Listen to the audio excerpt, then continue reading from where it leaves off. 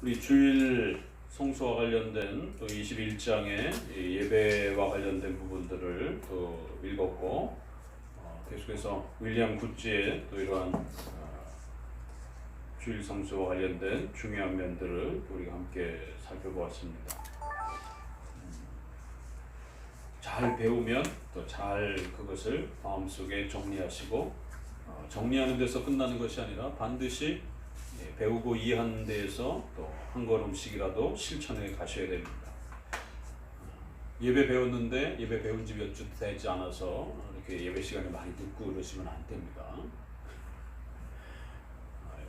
30분 전이라도 최선 오셔서 예배를 준비하고 또 예배와 관련된 모든 또 부분들을 살펴보시고 그러셔야 됩니다. 등록 신자들은 결코 손님이 아닙니다. 주의하셔야 돼요. 예배에 늦는 것을 죄라 생각하셔야 되고, 엄중함에 대해서 하나님 앞에 흐트러지지 않도록 늘 경각심을 가지셔야 됩니다. 결코 여러분들 손님이 아닙니다. 손님처럼 오셨다가 그렇게 손님처럼 가시면 안 되는 것입니다. 적어도 맹세와 하나님 앞에 서약으로서 그 교회를 책임지기로, 함께 짊어지기로 맹세하셨다라면 그 맹세가 얼마나 무겁고 값 있는 것인지, 또 그 맹세 때문에 하나님께서는 여러분들을 하나님의 백성으로서 또 그렇게 받아주시고, 또 유형교회의 또 소중한 또 그러한 질서를 책임지는 그러한 성도로서의 그 자리도 주시는 것입니다. 그만큼 예배와 맹세는 아주 긴밀하게 맞물려 있음을 기억하셔야 됩니다. 예배 시간을 준비하고 또 살피는 것조차도 그러한 맹세의 한 부분과 확장임을 또 기억하셔야 됩니다. 이렇게 임박해서 오시고 이러면은 게스트적인 그러한 형태밖에 안 됩니다. 누군가는 일찍 오셔서 방역을 준비하고 또 여러 가지 교회 청소와 이런 부분들도 준비하고 이러고 있는데, 손님처럼 그렇게 오셔서 계시면 신앙의 또 성장에 심각한 또 이러한 문제가 발생이 될 수 있습니다. 우리 신앙의 경건의 모습이 흐트러지지 않도록 배운 만큼 그 부분들을 돌아보고 살펴야 됩니다. 지난 20년을 넘게 이 개혁교회 목회자로서 또 개혁교회를 살피고 또 섬겨보니까 우리 개혁교회 성도들이 가지고 있는 그 약점들이 있어요. 아직 배우고 성장하는 과정에 있다 보니까 어려서부터 개혁신앙에 체계적으로 훈련되어 있지 않는 상태이기 때문에 중간에서 주로 다 복음주의권에 있다가 개혁신앙으로 들어오다 보니까 아직 그 체계가 갖춰져 있지 않는 그런 과정 속에서 일어나는 미흡함과 또 그 약점들이 있습니다. 그래서 그 약점들을 잘 보강해서 채워가지 않으면 반드시 어떤 형태가 벌어지냐면 개혁신앙을 지식적으로만 채워넣게 되면 율법주의자가 됩니다. 그러니까 복음주의자는 무지해서 샤머니즘으로 빠지기가 항상 그 위험을 끌어안고 살고 있습니다. 뭘 믿는지 몰라요. 그냥 무조건 믿습니다. 그래서 항상 샤머니즘과 헛된 맹세와 맹종에 빠지는 샤머니즘적 미신적 신앙에 빠지기가 쉽습니다. 그래도 어떤 면에서 일정한 부분에서는 연약할지라도 주일 성수를 맹목적으로 어찌됐든 하는 기복주의에 사로잡히든 어떤 최소한의 어떤 신앙의 형식이라도 구축하려고 애쓰습니다. 그런데 이제 문제는 개혁신앙으로 넘어오는 과정 속에서 분석해야 되고 살펴야 되고 옳고 그름을 따져야 되고 또 그동안에 습관화되어 있던 많은 잘못된 그러한 그 인간 중심적 또 비성경적 신앙의 형식과 규범들을 걸러내야 되고 이러는 그 많은 어려움의 과정들을 거치다 보니까 어떤 일이 벌어지냐면 예종론을 가르치는데 나태해지고 게을러져요. 예종론의 소중한 그 원리는 그런 게 아닌데도 불구하고 배우는 자의 아직 미흡함과 부족함 때문에 예종론을 운명론처럼 그렇게 흡수를 해서 실제로 교회 현장 안에서 예종론을 가르치면 가르칠수록 나태해지고 게을러지고 복음주의권에서의 열심조차도 안 나타나는 그래서 그런 열심들이 헛된 열심이었고 샤머니즘적인 열심이었고 잘못된 것이었구나라고 비판하는 데까지는 나아가는데, 그럼 우리는 어떻게 해야 되는가? 개혁교회 신자들 이 부분에 대해서는 성장하지 않아요. 그래서 비판만 하고 있는 선에서 머물러요. 그래서 이것도 잘못됐고 저것도 잘못됐고 저것도 잘못됐고 저것도 잘못됐고 이건 잘해요. 그런데 본인은 오른쪽으로는 한 걸음도 성장하지 않는 이런 답보 상태에 잘못하면 빠지게 됩니다. 그래서 과거에 샤머니즘적으로 맹목적으로 어찌됐든 지켜가던 주일 성수조차도 개혁신앙으로 돌아와서는 이것 따지고 저것 따지고 부득이함에 대해서도 나름대로 또 이게 가능한 거구나라고 깨닫고 나서는 열심히 부득이함을 또 적용해서 온갖 핑계를 또 끌어집어 와서 교회 주일을 현장 예배 안 나가도 되는 것처럼, 또 이런 코로나 전염병과 관련해서 부득이함이라는 것을 이럴 수도 있구나, 이렇게 교회를 안 나갈 수도 있는 것이구나, 이런 부분들이 또 확장이 되고 이러다 보니까 더더욱 현장 예배에 참여하지 않는 것을 마치 정당한 것처럼 그렇게 더 많이 남용하는 일들이 벌어집니다. 이게 반드시 일어납니다. 아직 이게 성숙되어 있지 않기 때문에. 그러니까 인간은 죄성이 있기 때문에 좋은 면보다는 나쁜 면을 먼저 보게 되고 나쁜 면을 먼저 실천하게 됩니다. 그래서 예정론에도 좋은 그 부분을 가르치는 것인데, 예정론에 잘못 오해됐을 때의 그 곡해된 부분들을 먼저 흡수하게 된다는 거죠. 개혁신앙에 이러한 소중한 그 자유를 주는 이러한 소중한 부분들이 있는데, 그 자유를 주는 부분들을 남용하는 형태로 그렇게 먼저 악용하게 됩니다. 그러다 보니까 개혁신앙으로 돌아오는 성도들은 주일 성수도 잘 안 하고 교회의 형식적인 그러한 부분에서 책임감도 약해지게 되고 항상 따지는 것만 잘하게 돼요. 이거 틀렸고 저거 틀렸고 저거 틀렸어. 근데 자기는 옳은 것이 무엇인지에 대해서는 전혀 이해를 못하는, 틀린 건 잘 지적하는데 옳은 것에 대해서는 잘 이해를 못하는, 그리고 그 옳은 것을 향해서 이렇게 실천도 잘 못하는 이런 과도기가 반드시 겪게 됩니다. 그 과도기 때 잘 지도해주지 않으면 반드시 율법주의자가 되고 근본주의자가 되고 아주 과격한 숙명론자가 됩니다. 사탄이 그렇게 만만하지 않습니다. 사탄이 그렇게 맹목적이고 맹신적인 이러한 잘못된 수준 떨어지는 이러한 신앙에서 훌륭한 신앙으로 이렇게 나아가도록 그냥 내버려두지 않습니다. 불신자에서 신자로 나아가도록 그렇게 가만히 내버려두지 않는 것처럼 이렇게 아주 수준이 떨어지는 그런 미흡한 신앙에서 훌륭한 신자로 성장해가는 데서 그냥 내버려두지 않습니다. 그래서 항상 조심하셔야 돼요. 교역자들도 마찬가지. 그래서 신학교에서 또 여러 신학회 스터디에서 후배들을 가르쳐 보니까 저희도 그런 위기를 느꼈고, 항상 극단적인 율법주의, 근본주의, 아주 과격주의로 치우치는 이런 형태들로 빠지기 아주 쉽습니다. 그래서 너무 똑똑해서 비난자가 되는, 심판자가 되는, 비판자가 되는, 그래서 성경 해석에 있어서 다름에 대해서 포용하지 못하는 아주 과격한 절대 해석자처럼 이렇게 변질되어지는 이런 심각한 일이 벌어집니다. 그래서 복음주의권에서는 무지해석 문제가 되는데, 개혁주의자들은 너무 똑똑해서, 성도건 교육자건 간에 너무 똑똑해서 남의 해석을 듣지 않으려고 하는, 다른 해석을 포용하지 않으려고 하는 그런 아주 과격성들이 일어나게 돼요. 그리고 유형교회에 대해서도 별로 그렇게 책임감도 잘 안 느끼게 돼요. 일반 복음주의권에서는 적어도 그래도 아버지의 아들 세대를 거쳐서 할머니까지 그렇게 3대, 2대가 같이 신앙생활하는 경우가 허다합니다. 근데 개혁주의로 오게 되면 또 뭐가 부족해서 딴 데로 옮기고, 또 뭐가 부족해서 딴 데로 옮기고, 유형교회에 정착하지 않는, 그래서 한 대조차도 정착되어지지 않는 이런 심각한 일들이 벌어집니다. 그래서 개혁교회의 유동률이, 이동률이 가장 많습니다. 오히려 이게 지금 한국교회의 과도기적인 상태에 놓여있는 개혁교회의 아픔들입니다. 이거 반드시 지적해야 되고, 이거 반드시 치료해야 되고, 이거 반드시 고쳐나가지 않으면 기형화된 개혁주의 형태로 망가질 위기가 지금 이제 한국교회가 여러 가지 맛을 다 봤기 때문에 개혁주의 안에 있을 수 있는 여러 형태들을 이제 웬만큼 다 맛봤습니다. 책들도 상당히 종류별로 책들도 굉장히 많이 이렇게 한국에 이 정도 신학책들이 소개될 정도면 상당히 많은 중요한 책들은 거의 다 번역이 많이 됐고요. 유럽식 스타일, 영미 스타일, 뭐 다양한 스타일의 개혁교회의 형태들도 거의 한국에 많이 소개가 됐습니다.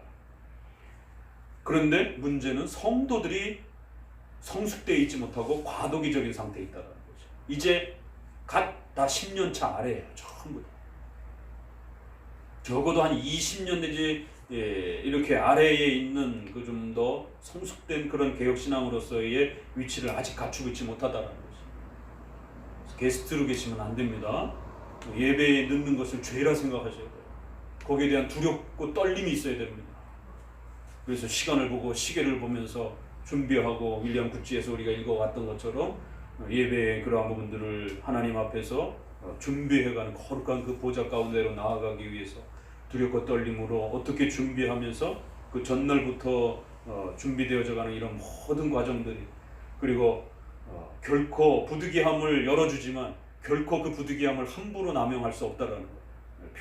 평생에 몇 번 정도나, 1년에 한 번 정도나 이렇게 있을까 말까 한 것이지, 부득이함을 그렇게 쉽게 남발해서 주일 공예배를 놓치는 것에 대해서 너무 가볍게 생각하거나 이렇게 되면 큰일 납니다.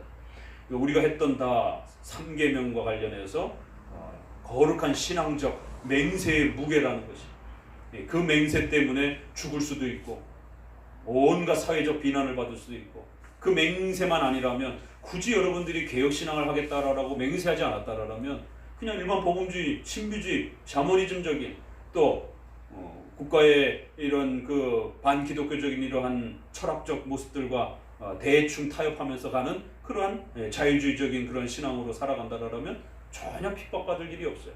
바울이 말하는 것처럼 할례와 관련해서 내가 대충 그렇게 타협했다라면 굳이 핍박받을 일이 없지만 예수 그리스도를 고집했기 때문에 유대인들로부터 그 온갖 모멸과 핍박을 받았다라고 하는 것처럼 여러분의 맹세 때문에 여러분은 결혼을 달리 해야 되는, 여러분은 맹세 때문에 여러분의 자녀 교육을 달리 해야 되는, 일반인들처럼 교육할 수 없습니다.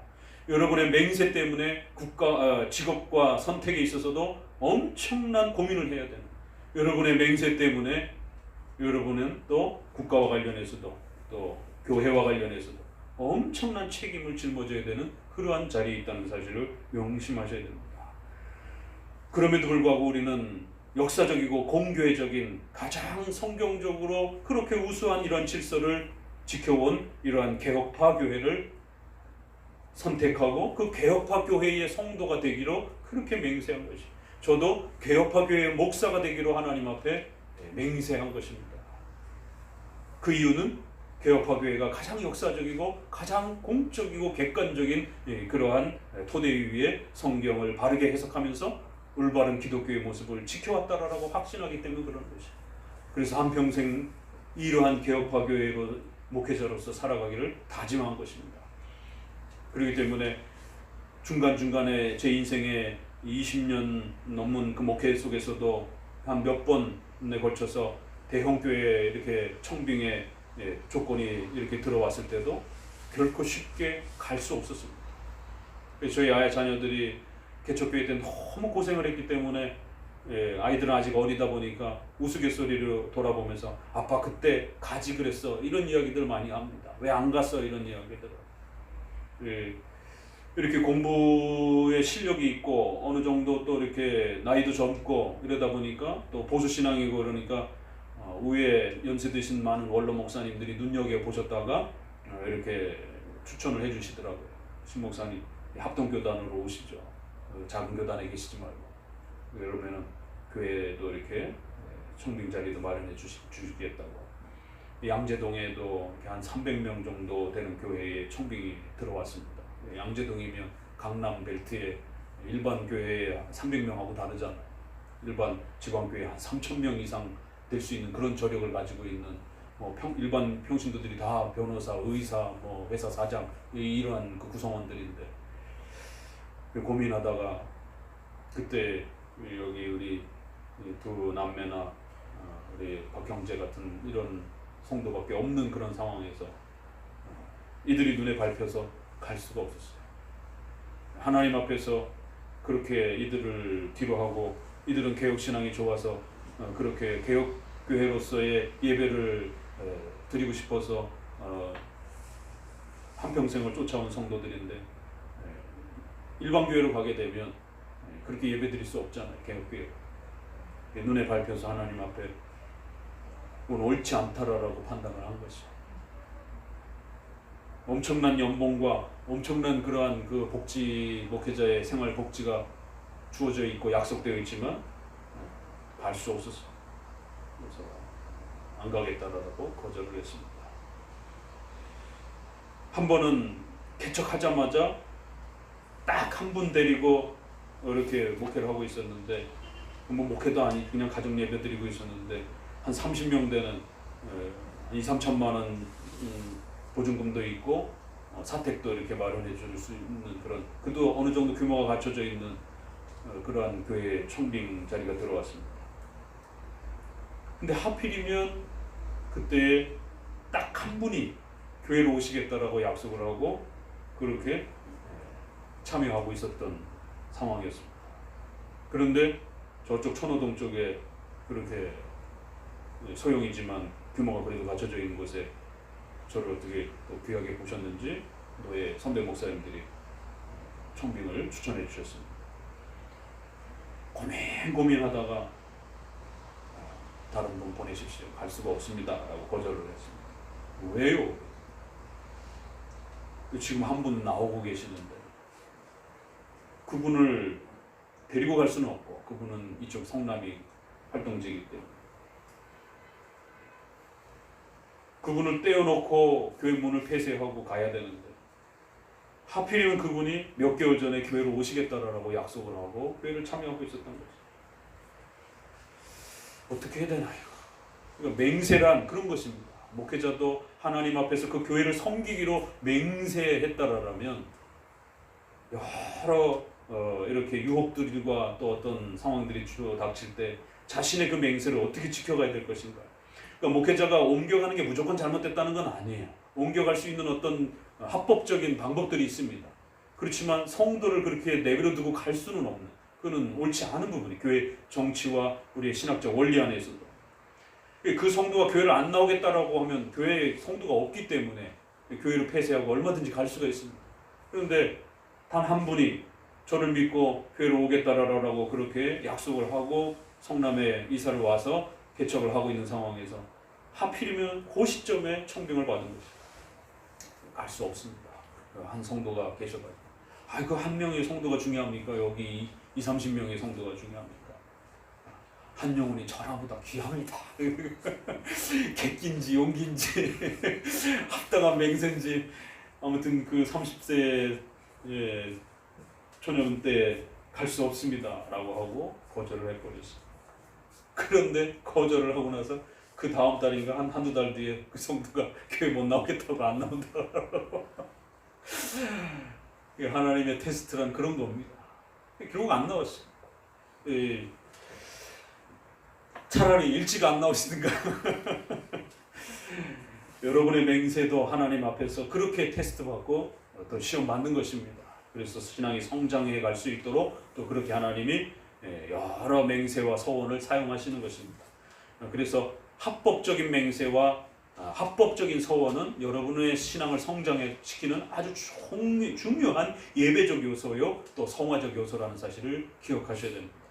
특별히 이제 서원에서 소개되겠지만 더더욱 서원과 관련해서는 맹세는 좀 더 유형교회의 형식적이고 규칙적인 교회 정치 질서적인 그러한 수단으로서 사용이 됩니다. 세례와 성찬과 직분론과 여러 부분에서 여러분은 맹세를 해야 서약을 해야 그러한 것들에 참여할 수 있는 직분을 얻게 됩니다. 국가적 질서 속에서도 일반 사회적 질서 속에서도 그 맹세란 법적인 그러한 규칙을 갖게 됩니다. 그러나 서원은 여러분의 신앙생활 속에서 하나님 앞에 여러분이 좀 더 자원하는 마음으로 맹세하는 그런 성격을 종교적인 성격을 갖습니다. 그래서 여러분들이 어렵고 특별한 어떤 위기에 빠졌을 때 하나님 앞에 기도하면서 마음의 자원함으로 또 중요한 그러한 서원들을 잘 작성하고 또 결단하게 되면 여러분의 신앙 성장에 큰 도구가 됩니다. 직장을 못 구하고 어려움 속에 있습니까? 하나님 앞에 서원하십시오. 합법적인 그런 서원들을 하십시오. 하나님 저에게 직장을 구해주시면 반드시 그 직장을 통해서 교회를 섬기고 이웃을 섬기고 또 가정을 세워가는 일에 또 하나님 앞에 힘쓰겠습니다. 어떻게 본인이 그 직장을 통해서 하나님께 영광을 돌릴 것인지 하나님을 위해서 살 것인지에 대해서 결단하고 서원하시라는 거죠. 결혼을 아직 못하고 있을 때 여러분 서원하시기 바랍니다. 그러니까 우리가 교회 건축한다라고 하면서 성도들의 생활을 전체를 붕괴시켜가면서 이렇게 샤머니즘적인 맹종적인 그러한 서원을 강요하고 이런 건 잘못된 것이에요. 그러나 성도들이 감당할 수 있는 범위 내에서 성도들의 신앙의 성장을 위해서 성경적으로 교리적으로 올바른 그런 서원들은 여러분의 신앙을 성장시킵니다. 그래서 결혼을 앞두고 있고 결혼을 아직 하지 못하고 있다라면 서원하십시오. 하나님 저에게 같은 개혁파 신앙을 표방할 수 있는 좋은 배우자를 허락해 주십시오. 그럼 하나님 제가 이 가정을 어떻게 하나님 앞에 드리겠습니다. 그러면서 이제 그 자녀를 낳으면 첫째를 신학교에 보내겠습니다. 이건 불법적인 비합법적인 맹세입니다. 그건 옳지 않은 것이에요. 또 그 아이의 자원성이 있어야 되기 때문에 그런 건 아니라 할지라도 합법적인 것이면 얼마든지 하나님 제가 결혼을 하게 되면 하나님 저에게 좋은 배우자를 세워주시게 되면 저희 가정이 절대로 추위를 단 한 번도 빠지지 않겠습니다. 또 이런 맹세들은 서원들은 아주 좋은 것입니다. 아이를 아직 갖고 있지 못하다면 하나님 우리 가정에 아이를 주시게 되면 하나님이 아이를 이렇게 키워내겠습니다. 하나님 우리 가정이 이렇게 하나님 앞에 신앙에 더 한 걸음 결단하고 더 한 걸음 하나님 앞에 헌신하겠습니다. 이런 서원들을 하셔야 됩니다. 그런 서원을 위해서 우리 성도들의 삶에 때로는 이렇게 하나님이 스톱을 시킵니다. 제한을 시킵니다. 그래서 기도하게 만드시고 바라보도록 만들고 소망을 가지도록 만들고 그래서 하나님이 도와준다라는 사실을 깨닫게 만드는 거죠. 필요가 없으면 니드가 없으면 필요 하나님이 우리를 어떻게 도와주시는지 삶에서 못 느끼는 겁니다. 그래서 하나님은 섭리 가운데 우리 안에 필요를 느끼도록 필요한 상황들을 만들어 가시는 것이죠. 그렇기 때문에 그것이 겉으로는 어려움과 힘들고 고달픔처럼 보여지지만 우리 안에 그런 필요가 생겼을 때 하나님 앞에 기도할 수 있는 기회가 된다는 거예요. 하나님께 매달릴 수 있는 그러한 시간들이 된다는 거예요. 그래서 하나님 우리에게 섭리 속에서 필요의 어려움의 시간들을 허락하시는 것이죠. 어떤 성도도 모든 의식주와 관련해서 단 한 번도 근심 걱정 없이 그렇게 승승장구하는 성도는 없습니다.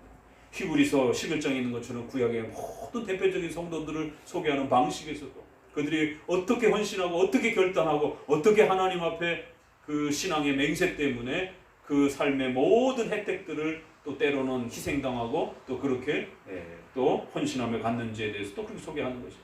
여러분들 그런 각자의 또 그런 재정적인 그런 또 어려움에 궁핍함에 처했습니까? 그럼 하나님께 기도하십시오. 하나님 저에게 저희 가정에 재정을 허락하시면 하나님 저희 가정이 재정을 이렇게 사용하겠습니다. 반드시 하나님 도와주십니다. 그런 필요가 생겼을 때에 서원하고 그 서원이 기도로 바뀌고 그리고 그 기도를 통해서 하나님이 어떻게 도와주시는지가 나타나게 되는 거죠. 그래서 구약의 인물들에게도 아브람조차도 그런 훈련을 시키는 겁니다. 아브라함의 자식이 없는 건 우리랑 조금 다른 의미의 구속사적인 그런 의미가 분명히 있는 것이죠. 장차 오실 예수 그리스도의 자손이라고 하는 그 중요한 구원에 대한 의미를 좀 더 담고 있지만 그럼에도 불구하고 일반적인 자손의 그러한 그 원리도 담겨 있는 것이죠. 그래서 자손의 이러한 잉태를 막으시는 것, 이삭도 마찬가지죠. 그래서 출산의 이러한 부분을 하나님이 주장하고 계신다는 일반적 원리를 가르치는 것이죠. 다윗에게도 마찬가지잖아요. 부인들이 다투어 이렇게 시기할 때도 어떻게 내가 그 출산의 주체자가 되겠느냐. 임신의 그 모든 부분들 하나님이시다라고 하면서 그 고백들을 통하여 하나님께 그런 출산의 부분들도 기도해야 된다라고 이렇게 소개를 합니다. 서원 아주 굉장히 중요한 겁니다. 개혁교회 성도들은 이 서원을 잘 안 합니다. 그리고 자기가 서원한 것도 개혁해야 된다라고 하는 이런 잘못된 이해를 가지고 헌식작 뒤집듯이 그렇게 바꿔버립니다. 오히려 일반교회 성도들은 한 번 하나님 앞에 서원하고 맹세한 것은 반드시 이렇게 지켜야 된다라고 하는 그러한 부분이 훨씬 강합니다. 맹종의 이러한 그 연약함들이 있긴 하지만 그럼에도 불구하고 그 맹세를 지켜가려고 하는 그러한 열의가 강합니다. 그런데 개혁교회 성도들은 내가 지난번에 맹세했던 거 내가 잘못된 거구나. 내가 더 올바르게 깨닫고 나니까 그거 틀린 거야. 너무 쉽게 버려버립니다. 이러한 문제점들을 반드시 극복해내야 돼요. 자, 그러면 헌신짝처럼 맹세를 버리는 사람과 아직은 좀 부족해요. 그래서 어떤 면에서는 맹신과 맹종을 하기도 해요. 그래서 복음주의권에서처럼 그렇게 샤머니즘적인 어떤 신앙의 부족함들이 끼어 있어요. 이런 사람이 나을까요? 아니면은 헌신짝처럼 이 맹세를 계속 어기는 사람이 하나님 앞에 평가를 받을까요? 둘 다 문제지만 그래도 복음주의권 내 사람들은 어찌됐든 연약함 속에서 신앙을 맹세를 지켜가려고 몸부림치는 거죠. 근데 개혁교회 내 성도들은 아예 맹세 자체를 그렇게 너무 쉽게 생각하는 거예요. 자기가 올바른 교리적 개혁을 했다라면 그 개혁이라는 명분을 가지고 과거에 했던 맹세들을 아무렇지도 않게 그냥 버릴 수 있다고 생각을 하는 거죠. 그렇지 않습니다. 그렇기 때문에 우리가 맹세와 성과 관련해서 좀 더 우리 자신을 깊이 돌아볼 수 있는 그러한 시간들이 되셔야 되고, 더더욱 이것은 교회적으로는 유형교회의 책임을 짊어지는 그러한 거룩한 합법적인 맹세요. 또 생활과 윤리로 돌아가서는 여러분의 삶 전체를 붙들어 유지시키는 삶의 원동력이요 토대가 된다는 사실을 명심하셔야 됩니다. 맹세를 쉽게 깨고 약속을 함부로 어기게 되면 혼전 순결뿐만 아니라 결혼하고 나서도 서로가 간음하지 않기로 일평생 동안 한 남자와 한 여자로서 그렇게 정조를 지키며 살아가기로 맹세해놓고 다른 여자와 다른 남자에게 눈을 돌려버리게 되면 그 가정은 유지될 수가 없는 겁니다. 이렇게 맹세는 소중한 것이에요. 그래서 신용이 아주 떨어지고 신용이 아주 불량이고 거짓말을 밥 먹듯이 하고 이러한 청년들은 쉽게 결혼의 대상자로 생각하시면 안 됩니다. 생활이 불량한 자들은 아무리 신자라 할지라도 쉽게 배우자로 생각하시면 안 됩니다. 우리가 세례 문제는 좀 더 낮추어서 생각할 수 있지만 결혼의 배우자는 자기 인생 전체를 책임져야 될 그러한 대상을 선택하는 것이기 때문에 가장 낮은 수준의 자를 선택하는 것이 아니라 가장 높은 수준에 있는 자를 선택하는 것이에요. 그래서 때로는 연약한 자가 세례는 받을 수 있어도 연약한 자가 결혼 대상자로 서기에는 쉽지 않은 경우가 많이 있는 것입니다. 그래서 배우자를 선택할 때 특별히 이러한 맹세와 서원과 관련해서 맹세와 서원을 밥 먹듯이 어기고 깨트리고 그래서 신용이 불량하고 그러다 보니까 거기에 거짓말이 늘 동원이 되고 이렇게 되면 그 가정생활을 온전히 맹세로 지켜갈 수 있으리라 보장이 안 되는 것입니다. 그런 부분에서 신앙도 봐야 되지만 생활의 품성을 또 볼 때 생활이 불량한 자 이런 웨스민스터의 이러한 표현들이 왜 따라붙었는지도 또 우리가 더욱 고민해 보셔야 됩니다. 역시 마찬가지로 여러분이 회사를 운영한다든가 사업의 오너가 됐을 때 잠언서에 있는 것처럼 행위가 불량하고 그의 말이 거짓에 이런 묶여있는 자들을 함부로 직원으로 종으로 부리지 말라라라고 그 사업이 망하게 될 것이다라라고 이런 표현들이 잠언서에 있습니다.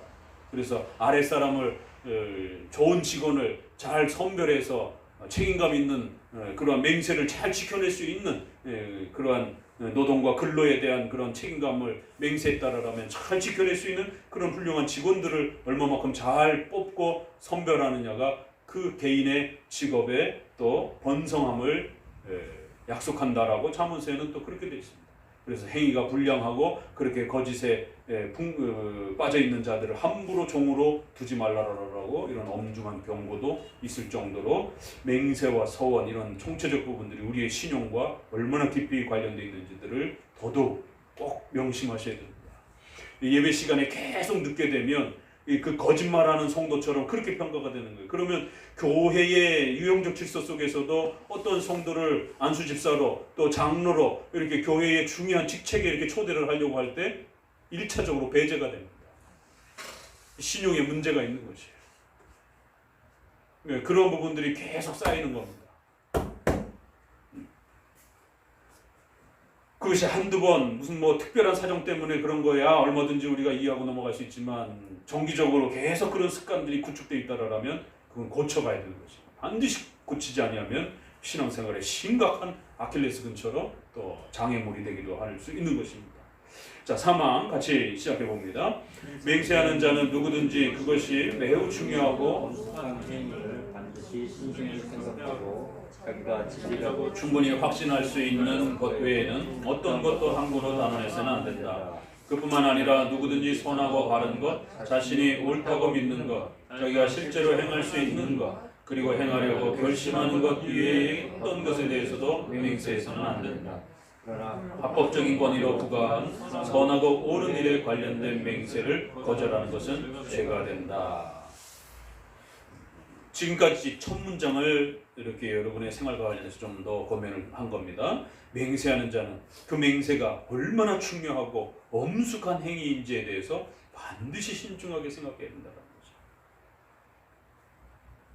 이 신중함에 대한 부분들이 너무 아쉽습니다. 오늘날 우리 개혁교회 성도들이 등록 신자로 걸쳐가면서 우리 개혁교회는 등록 절차가 굉장히 까다롭습니다. 근 한 1년 가까이 살피고 적어도 그 교회의 등록 신자로서 이제 책임감을 가지고 하나님 앞에 살아가겠다라고 그렇게 등록하게 됩니다. 그렇게 등록해 놓고는 성경 해석을 해가는 과정 속에 뭐가 좀 다르다고 금방 또 다른 개혁교회를 찾아 떠나가는 이런 모습을 수도 없이 보게 됩니다. 어떻게 그 맹세가 일반인하고 한 맹세도 무거권을 하물며 하나님 앞에서 교회랑 한 맹세를 자기 신앙의 해석하고 좀 다르다라고 또 목사님이 좀 책망했다라고 해서 기분 나빠가지고 훅 다른 데로 또 떠나버리는 이러한 모습들이 그 교회가 정말 심각할 정도로 이단에 빠지고 타락한 부패한 게 명백하게 검증된다라면 얼마든지 성도들을 떠나서도 괜찮습니다. 그렇지만 그 교회가 적어도 교회의 3대 표지를 잘 지켜가고 있는 그런 상태라면 누가 책망을 받느냐면 그 교회를 떠난 자가 하나님 앞에 벌을 받을 수 있다는 사실을 명심하셔야 됩니다. 유형교회는 그렇게 막 함부로 막 옮겨다니고 막 이러는 게 아닙니다. 웨스트민스터 25장에 그런 유형적 교회 질서를 떠나서는 구원을 확보할 수 없다라는 이런 무서운 표현이 있습니다. 무형교회에 그 표현이 붙은 게 아니라 유형교회의 2항에 붙어 있습니다. 이런 유형적 교회 질서를 무시하거나 등한시하거나 함부로 하게 되면 그 사람에게 구원조차 답보할 수 없다. 왜? 세례라든가 이런 모든 구원의 표징과 성찬이라든가 이런 은택들은 유형교회를 통해서 주어지는 거기 때문에. 그래서 유형교회를 함부로 여기고 무시하고 막 여기저기 그렇게 쉽게 교회를 버리고 뭐 이런 행동들을 하게 되면 교회는 하나이기 때문에 이 교회 떠나서 저 교회로 간다고 해서 될 문제가 아닙니다. 반드시 먼저 잘못한 교회에 찾아가서 죽기 직전에라도 회개하고 사과를 해야 됩니다. 그래야 해벌이 됩니다. 그래야 회개가 됩니다.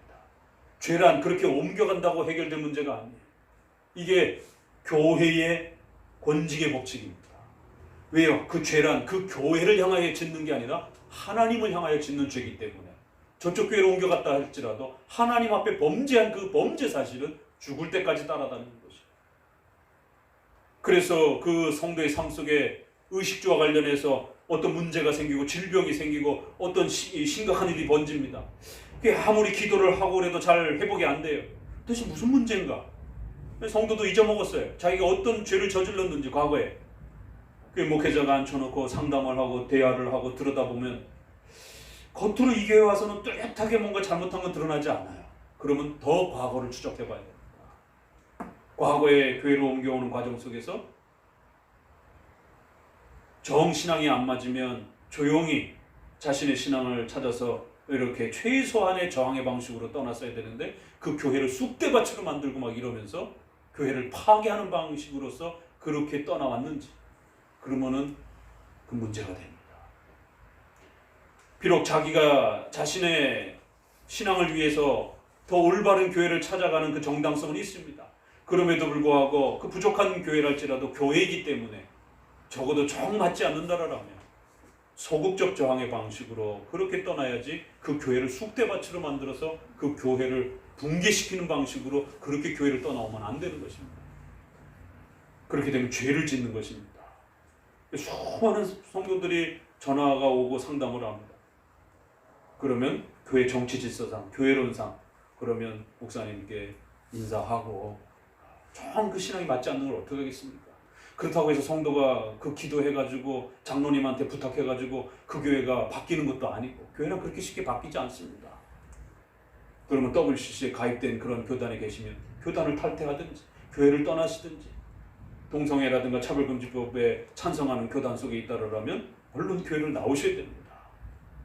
그러나 처음에는 장로님과 당회에 부탁을 해서 이런 잘못된 부분에 우리가 저항해 보자라고 함께 기도 요청도 해보고 도움을 요청해 보시라. 그렇지만 그게 쉽게 안 바뀌어지고 안 받아들여진다라면 자신의 신앙의 정체성을 위해서 교회를 떠나는 것이 훨씬 올바른 것입니다. 그러면 교회를 떠나서 찾아가야 되는 당신도 교인이고 부족하고 연약하지만 그 교회도 여전히 교회이고 그럼 서로 조심해야 되는 것이에요.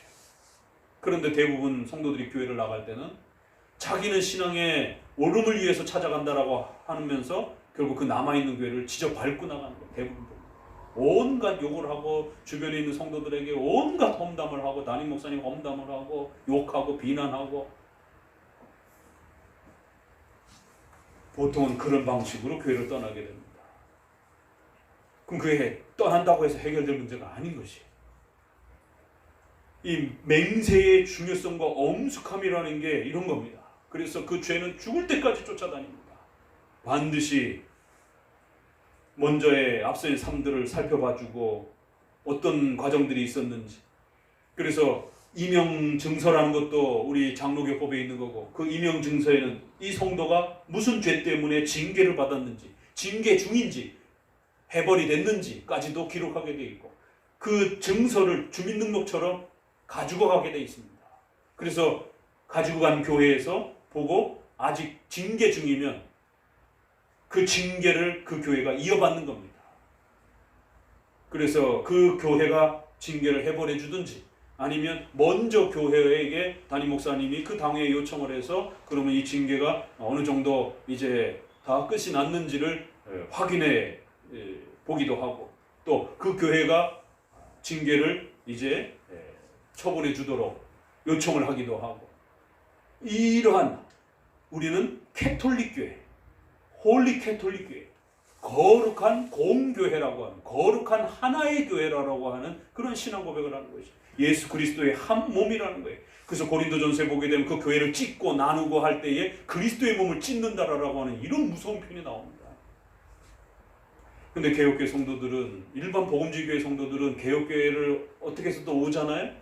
그러면 교회를 함부로 옮기지 않기 때문에 저도 한 30년 목회를 하는 중에 보면 그래도 3년을 버티는 분들은 복음주의 교회에서 복음주의권에 있다고 왔던 성도들입니다. 근데 개혁신앙을 찾아서 이렇게 왔던 성도들은 6개월을 못 버티고 나가요. 1년 버티는 분들이 많아요. 희한하죠. 복음주의권에서 온 분들은 교회를 그렇게 함부로 옮기지 않기 때문에 조금 마음에 안 들어도 그래도 버티면서 그 교회를 견디면서 정착해 보려고 애를 쓰고 그래도 한 3년은 그래도 교회 생활을 하더라고요. 보통이 거의 열에 9번. 근데 개혁교회 성도들은 1년 안에 다 옮겨버립니다.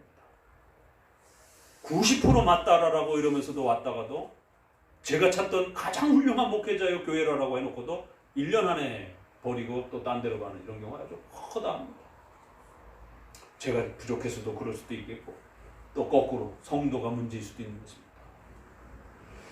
우리의 맹세의 중요성과 엄숙함이란 신중하게 생각하셔야 돼요. 그렇지 않으려면 등록을 하지 말아야 됩니다. 그냥 게스트로 계셔야 돼요. 그 자신이 없으면 등록을 해야 성찬으로서 들어오게 되는 겁니다. 그렇게 되면 선거권, 비선거권과 모든 책임을 다 갖게 되는 것이에요. 그 교회의 주인이 되는 것입니다. 그래서 그 교회의 직분도 권리와 책임을 다 소유하게 되는 거예요. 등록 신자가 되게 되는 책임도 지는 것입니다. 권리도 생기는 것처럼 신중하게 생각하셔서 그 교회의 성도로서 참여하기를 결단한다라면 충분히 확신할 수 있는 것 외에는 어떤 것도 함부로 단언해서 내가 이런 개혁교회에 있을 자신이 없다 라고 하면 그냥 게스트로 계시는 거죠. 우리 아직 3년 동안 가까이 있는 자매가 게스트로 아직도 있어요. 몇 번 초대했는데 목사님 아직 자신이 없습니다. 그래? 그럼 더 우리 신앙 공부하면서 기다려봅시다. 정직하게 맹세해야 된다. 가볍게 맹세해놓고는 훅 뒤집고 손바닥 뒤집고 그렇게 떠나는 개혁교회를 찾는 그런 훌륭하다라고 하는 똑똑하다라고 하는 그러한 개혁교회 신자보다 훨씬 이제 처음 신앙생활을 시작하는 새 신자입니다. 누가 더 훌륭합니까? 그래서 세례도 아직 안 준 겁니다. 일반교회 같이 3년 정도 다녀서 벌써 세례 받았죠. 주려고 그냥 막 떠밀었겠죠. 감당할 수 없으면 함부로 맹세해서는 안 되는 것이. 그리고 맹세했다라면 반드시 지켜가셔야 되는 것이. 선하고 바르고 올바르고 성경적인 그 맹세라면 취소해서는 안 되는 겁니다. 합법적인 권위로 부과한 선하고 옳은 일에 관련된 맹세를 거절하는 것은 죄가 된다는 것이죠. 이단과 맹세하고 또 비성경적 그런 맹세 빼놓고는 지키셔야 됩니다. 그 유명한 그 성경 구절 있죠. 그래서 하나님 앞에 올바른 맹세를 하면 반드시 지켜야 된다라고 하는 이단적인 그런 악한 맹세 외에는 반드시 지켜야 된다라고 하는 사람을 죽이기로 맹세해서 그거는 안 지켜도 되는 거예요. 혼자 살기로 결심했어요. 그런 건 안 지켜도 되는 거예요. 그건 불법적인 맹세이기 때문에. 그러나 그렇지 않은 거면 여러분이 실수해서 맹세했다 할지라도 반드시 지켜야 됩니다. 이단과의 일반적 돈 거래도 지켜야 되는 겁니다. 이단과 관련해서 이러한 특별히 신앙과 관련된 걸 문제 삼는 거지 이단에 속해 있는 사람에게 돈을 껐어요. 그러면은 안 갚아도 됩니까? 그런 뜻이 아닌 것입니다. 여러분 돈을 빌렸으면 이단에게 꿨다 할지라도 반드시 갚아야 되는 겁니다. 그럼 법적으로도 처벌받을 수 있는 것이에요. 국가에서 무슨 이단이고 아니고 따집니까? 돈을 빌렸으면 차용증이 있으면 반드시 처벌을 받아야죠. 안 갚게 되면. 이렇잖아요. 합법적인 권위로 부과한 선하고 올바른 그러한 맹세는 쉽게 그렇게 취소하는 게 아니라는 겁니다. 세상 법정에서도 여러분이 도장을 잘못 찍었던 실수해서 찍었던 도장이 찍혔으면 거기에 책임을 져야 되는 겁니다. 그 내가 지난번 잘못 생각해 찍혔 소용없습니다. 한 번 도장 찍힌 것은 끝이에요. 집을 팔기로 해놓고 집을 사기로 해놓고 전세로 들어가기로 해놓고 도장 찍어놨다가 그 내가 잘못 지난번에 흥분해서 찍었는데 세상에 용납이 안 됩니다. 근데 하물며 교회 맹세는 왜 그렇게 가볍냐라는 것이. 합법적인 권위, 이런 합법적 이런 표현, 그 다음에 엄중해야 된다는 것. 거절하고 취소하고 함부로 여기게 되면 죄가 된다는 것. 엄숙해야 된다는 것. 이 맹세의 무게가 이렇게 소개가 되는 것을 보게 됩니다. 개혁교회에 몸담았다 할지라도 정 마음에 안 들면 개혁교회는 적어도 그 정도의 자유는 있습니다. 개혁교회 목회자는 일반 목회자하고 좀 다릅니다. 그래서 일반 목회자들처럼 막 그렇게 본인 교회 떠나간다고 해서 막 비인격적으로 그렇게 막 이욕하거나 이러지 않습니다. 우리는 공교에 대한 정신이 있기 때문에 적어도 내가 마음에 안 든다라면 그러면 개혁 신앙을 어찌됐든 지켜가려고 하는 그 자체가 귀하기 때문에 다른 교회 가서라도 다른 개혁교회 가서라도 잘 정착해 간다라면 거기에 대한 자부심이 있고 거기에 대한 이 프라이드가 있습니다. 개혁교회 목회자들은 돈이 없어서 그렇지 가오가 없는 게 아닙니다. 일반 교회는 그렇지 않죠. 일반 교회는 어찌됐든 자기 교회 묶어두려고 하는 이런 부분이 강한데 적어도 개혁교회 목회자들은 그런 면에 있어서 그래도 프라이드가 있는 거예요. 내가 하나님의 교회 목회자라고 하는 그런 프라이드. 돈도 없고 교인도 많지 않고 세상 사람들처럼 삐까번쩍하고 그렇지 못하더라도 옳은 일을 하고 있다라고 하는, 옳게 하고 있다라고 하는 그런 가오가 있는 겁니다. 프라이드가 있는 거예요. 그래서 영 내 스타일에 마음에 안 들어서 이게 못 있겠다라고 한다라면 막 저주하면서 막 이러지 않는단 말이에요. 개혁교회 목회자들 보통. 그럼 다른 교회 당신 스타일과 좀 더 맞는 그런 곳에 추천해주기도 하고 소개해주기도 하고 그런 면에서 좀 자유롭습니다. 공교회적 그런 원리를 갖고 있기 때문에 꼭 내 교회만 있어야 된다라고 하는 그런 건 아니니까. 그러면 정당하게 목회자에게 얘기하고 상담하고 그러면 얼마든지 목회자가 더 추천해 줄 수도 있어요. 아, 당신이 좀 더 독립파 스타일에 맞으면 독립파 교회를 소개시켜 줄 수도 있고 회중교회를 소개시켜 줄 수도 있고 아니면 청교도 스타일을 좀 감성적인 그런 것들을 좀 이렇게 즐거워하면 또 그런 또 쪽 교회를 소개시켜 줄 수도 있고 어차피 우리가 큰 울타리에서 다 형제들이니까 조금씩 약간씩 색깔이 좀 달라도 그렇기 때문에 서로를 미워하고 맹세를 손바닥 뒤집듯이 막 뒤집고 막 망가뜨리면서 이러면서 또 다른 교회를 찾아가고 이런 죄를 짓게 되면 교회에게도 아픔이요 본인에게도 엄청난 죄가 되면서 평생을 그 죄가 따라다니면서 하나님 앞에 그 죄를 회개하지 않는 그런 문제가 남아있게 된다는 것이. 성경에 보게 되면 참 특이한 역사가 있죠. 가뭄이 왔습니다. 다윗 시대. 성경은 어떻게 그걸 풀어내고 있죠? 사울의 그 역사를 끄집어냅니다. 그래서 기브온 족속과 관련해서 여호수아와 관련된 이런 역사가 기브온 백성들 죽이지 않기로 이렇게 맹세를 했는데 사울이 기브온 족속들을 어떤 이유 때문인지는 모르지만 설명이 없지만 죽였어요. 그러자 가뭄이 닥쳤습니다. 이 도대체 가뭄의 원인이 무엇인가를 추적했더니만 그 기브온 족속이 억울하게 죽은 것에 대해서 하나님이 징계 차원에서의 가뭄이다. 그럼 어떻게 됩니까? 그러니까 선지자가 사울 자손들을 그 보상의 대가로 내놓으라는 것이. 이게 참 오늘날에는 쉽게 이렇게 적용하기 쉽지 않은 어떻게 사람 목숨을 너희가 죽였기 때문에 그 죽인 만큼 사울의 자손들을 내놓으라는 거예요. 그래서 기브온 족속이 사울의 족속들을 죽임으로 인해서 그 보상이 갚아짐으로 인해서 맹세가 회복이 된다는 거예요. 맹세는 그렇게 무거운 겁니다. 가나안 족속들을 전부 멸절하라고 했는데 기브온 족속이 무서워서 속이고 여호수아 앞에 나와서 우리는 멀리 가나안 족속이 아닙니다라고 그렇게 속여서 맹세를 했잖아요. 그럼에도 불구하고 그 맹세를 함부로 깨뜨릴 수 없었던 거죠. 그래서 가나안 족속들은 살려줍니다. 기브온 족속들은 살려줍니다. 종과 노예로서 성전에 땔감을 떼고 이런 노예로서 봉사하도록 살려줍니다. 그게 여호수아가 지켰던 맹세예요. 근데 그 맹세를 사울은 우습게 생각한 거예요. 그러니까 어떤 정치적인 이유 때문에 며칠 죽여버린 겁니다. 그러니까 그 맹세를 깬 것에 대해서 하나님이 분노하시면서 가뭄이 닥친 겁니다. 그래서 사울의 자손 며칠 그 대가로 기브온 족속들을 너희들이 알아서 하라라고 그래서 그 기브온 족속들이 사울의 그 자손들을 죽이고 나니까 가뭄이 해결이 됐어요. 기생나합이 여호수아 정탐꾼들하고 맹세를 합니다. 그래서 우리가 잘 아는 것처럼 이렇게 맹세라는 관점에서 성경의 그 중요한 사건들을 구약과 신약을 읽어보라는 거죠. 그럼 왜 고린도서에서는 맹세하지 말라고 그러는가? 어떤 흐름 때문에. 그런데 또 구약에서는 아주 중요한 수단으로서 맹세가 그렇게 목숨이 왔다 갔다 하는 그 부분을 좌우지하는 중요한 수단으로 사용이 됩니다.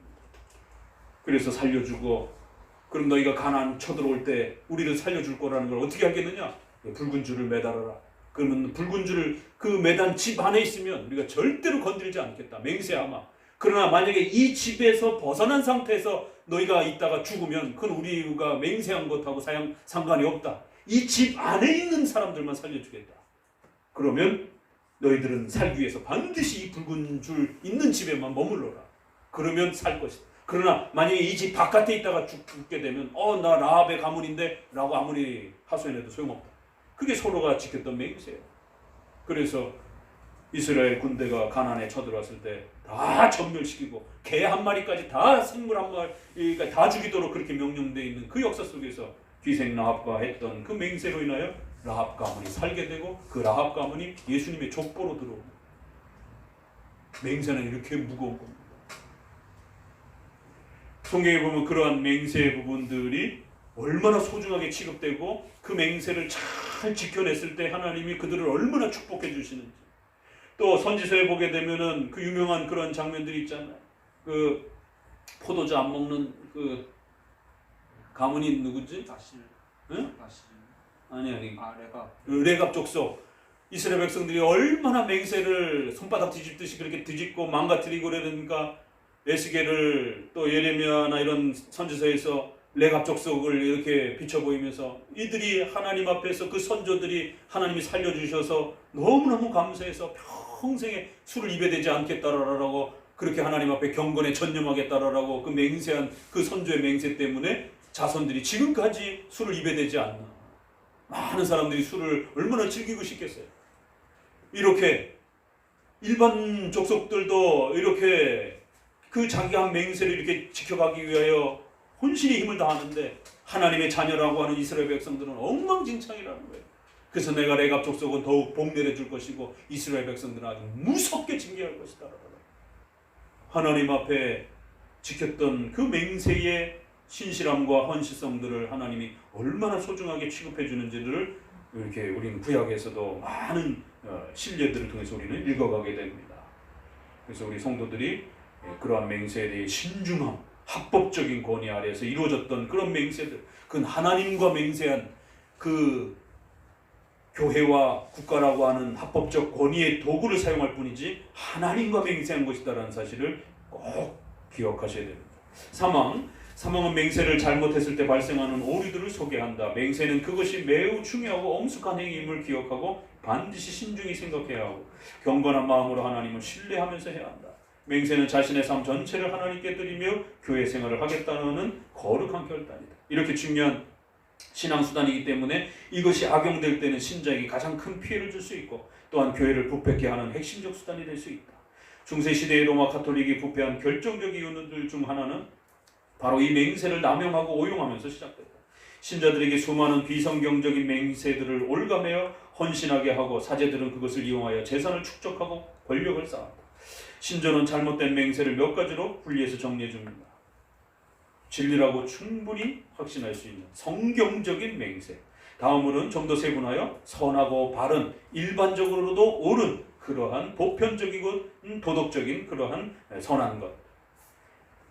그래서 성경이 허락한 것만이 선한 것이며 이 내용을 옳다고 생각하여 맹세하는 것입니다. 성경이 명령하거나 허락하지 않는 것을 함부로 맹세하는 것은 모두 죄가 됩니다. 그리고 성경의 내용이라 할지라도 섭리 속에서 신자 각자에게 허락된 범위 내에서 자신이 실제로 행할 수 있는 것만을 맹세해야 합니다. 각자의 직분과 삶의 형편이 다르기 때문에 지나친 경쟁이나 욕심, 자존심에서 나온 감당할 수 없는 과도한 맹세는 옳지 않습니다. 지나친 맹세는 죄가 되지만 그러나 합법적인 권위로 부과한 선하고 옳은 일에 관련된 맹세를 거절하면 안 됩니다. 1903년 미국 수정판에서는 교회적 질서와 합법적 권위를 중요하게 생각하지 않아서 이 부분을 삭제했습니다. 그 때문에 장로교회는 교회 권위에 대한 심각한 손상을 입었습니다. 이 부분은 교회 권위를 보존해주는 중요한 고백이기 때문에 함부로 삭제하면 안 됩니다. 이런 교회적 권위에 대한 이러한 중요한 또 국가적 권위에 대한 이런 부분들을 결국 1903년은 왜 자꾸 이렇게 장로교는 엄중한 맹세로 자꾸 사람들을 신자들을 묶으려고 하느냐, 무슨 율법주의냐 이러면서 자유를 주장하면서 이거 너무 과도하다 이러면서 결국 이 부분을 삭제시켜 버렸습니다. 그러니까 오늘날도 개혁주의 한다라고 그러면서 굉장히 자유롭게 자꾸 이렇게 펼쳐나가려고 하는 이런 분들은 바로 이런 오해의 여지가 있음을 조심하셔야 됩니다. 이런 합법적인 권위 아래에서 묶여진 그런 맹세들은 아주 소중한 것이지 그걸 함부로 교권주의라고 이렇게 비난하고 그러면서 독립파나 회중파적 자유로 이렇게 자꾸 몰아가서는 안 됩니다. 그러니까 장로교적인 이러한 합법적 권위 아래서 이루어진 장로교적 질서를 자꾸 교권주의라고 욕하는 거예요. 누가? 독립파나 회중파 쪽에서. 그리고 알미니안적인 또 이러한 영향을 받은 또 이러한 진보적인 이러한 또 태도를 가진 또 입장 쪽에서 영향을 끼치면서 결국 1903년에 이 문장이 삭제가 됩니다. 그러나 초판에서는 엄연히 이 문장이 소중하게 잘 지켜져 왔습니다. 사항을 읽어봅니다. 맹세는 분명하고 일상적인 말로 해야 하고 애매하거나 모호한 말로 해서는 안 됩니다.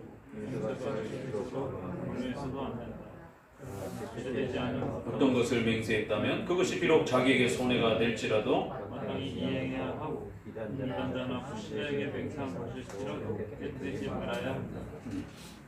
구체적으로 이제 그 맹세의 그 이제 실천적인 부분들을 좀 더 다뤄줍니다. 그래서 맹세할 때는 분명하고 일상적인 말로 해야지 아주 애매하거나 모호한 말로 이렇게 두리뭉실하게 이렇게 또 악용하는 형태들이 많이 있습니다.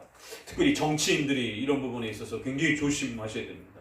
애매하거나 모호하게 해놓고는 나중에 나 그런 말 한 적 없어 이런 식으로 이렇게 돌려대는 이런 부분들, 맹세가 죄를 짓도록 강요하는 이런 수단으로 사용돼서도 안 됩니다. 그래서 성경적이지 않은 그런 부분들을 죄가 되는 부분들을 맹세하도록 막 몰아가거나 이러면 안 된다라는 것이죠. 그렇지만 분명히 일상적이고 도덕적인 부분은 손해가 될지라도 맹세했다라면 반드시 지켜야 되고, 하물며 이단이나 불신자들하고도 맺은 맹세라면 반드시 지켜가야 된다라는 것이. 다만 신앙적인 부분에 있어서 죄되지 않는 그런 부분 아래에서 조건을 갖고 있는 것입니다. 그러나 만약에 신자끼리라도 죄악된 그런 부분들을 요구하는 강요된 그런 방식들이라면 교회 안에서 행한 맹세라도 절대로 지키면 안 되는 것입니다. 맹세의 범위와 형식들을 소개합니다. 로마 가톨릭은 맹세를 남용하고 오용하여 성도들을 속박할 때 많은 비상식적인 수단들을 사용했습니다. 오늘날도 신비주의와 기복주의가 신자들을 억압할 때 비슷한 형식들을 사용하기 때문에 이 부분에 많은 주의를 해야 합니다. 신전으로선 맹세는 평범하고 일상적인 말로 해야 한다고 주의를 줍니다. 로마 가톨릭은 라틴어 예배와 종교 예식을 통해서 신자가 알아듣지 못하는 많은 명령을 지시하였으며 연옥이나 면죄부 같은 비성경적인 내용들로 신자들이 헛된 맹세에 얽매도록 만들었습니다. 결국 그런 맹종적이고 미신적인 맹세들은 죄를 짓도록 강요하는 부패를 낳습니다. 이런 애매모호하고 거짓된 내용으로 성도들을 종교적 헌신의 맹세로 유도하면 안 됩니다. 하지만 신조는 맹세의 가치를 보존하기 위해서 죄되지 않는 어떤 것을 맹세했다면 그건 반드시 지키라고 맹세의 범위를 확대했습니다. 맹세가 맹신이나 맹종을 통하여 죄를 짓는 것이 아니라면 종교적 맹세든 생활적 맹세든 신자는 자신의 모든 맹세를 신실하게 지켜야 합니다. 왜냐하면 이 맹세를 통해서 우리는 예배에서 외적인 신앙 고백을 확증하기도 하며 생활 속에서는 신자로서의 책임과 신뢰를 확증하기 때문입니다. 신용을 쌓아가는 것입니다.